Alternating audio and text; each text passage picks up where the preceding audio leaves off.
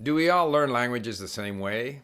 The quick answer is yes. But I can refine that answer a little bit. Our brains learn the same way. We all have more or less similarly structured brains, just like our digestive system works the same in every person. Now, it may be that we like certain foods and we don't like other foods, or we live in an area where there's lots of fish, and so we tend to consume things that are available to us or things that we like to consume in our stomachs, in our digestive system. The same is true in our brains. Some people like reading and some people don't like reading. Some people can't read. Some people have problems with their eyes. Some people are dyslexic. Some people are visually impaired or auditorily impaired. So obviously they are going to absorb the language in whatever way suits their capability. But if we have people who are equally able to see, equally able to hear, then essentially they're going to process language input in the same way. Some people may prefer speaking to listening or reading, but that doesn't mean they learn by speaking. The only way we can learn a new language, that is a language that we don't have in ourselves, is to get the language from outside ourselves, input. And that means listening if we are able to hear, reading if we are able to see and read, a combination of both, which is ideal because the more different ways we can acquire the same information, the better we're going to learn that information. But the process is the same. Now, if you Google, does everyone learn the same way, you'll find a bunch of articles, scholarly articles from educators saying that we all learn differently. We have visual learners and auditory learners and kinetic learners. But in fact, there is no scientific research which supports this. In fact, when they ask people what kind of learner they are, and people say, I'm a visual learner and I'm an auditory learner and so forth, and then they put them in separate groups and have them learn something, there's no difference whether that person learns in the way they think they are more inclined to learn, the way they think their brain works, and someone who is learning in a way which in theory they say, I'm not a visual learner. It's all the same.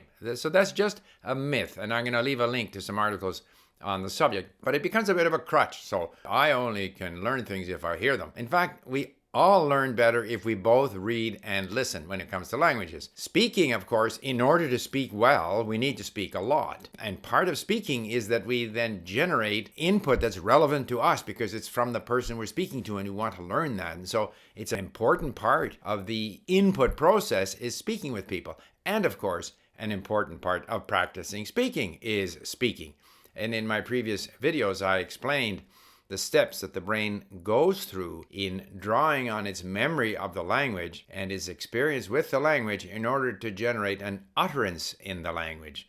But language learning starts with getting the language in you, and we all do it the same way. But there are two other things that should be considered when we say, do we learn the same way? One is our preferences. So some people simply don't like to read. So if a person doesn't like to read, because our motivation is so important in language learning, then to push against something that person doesn't like to do is going to be counterproductive. So in that sense, it's a good thing to allow people to learn in the way they find the most pleasant, because then they're most likely to continue and put the effort in. However, it shouldn't be used as a crutch. I can't learn by reading. No, that's not true. If you develop the habit of reading, you will learn through reading, and that will reinforce the learning you're doing through listening. Another consideration is sort of the level we are in the language.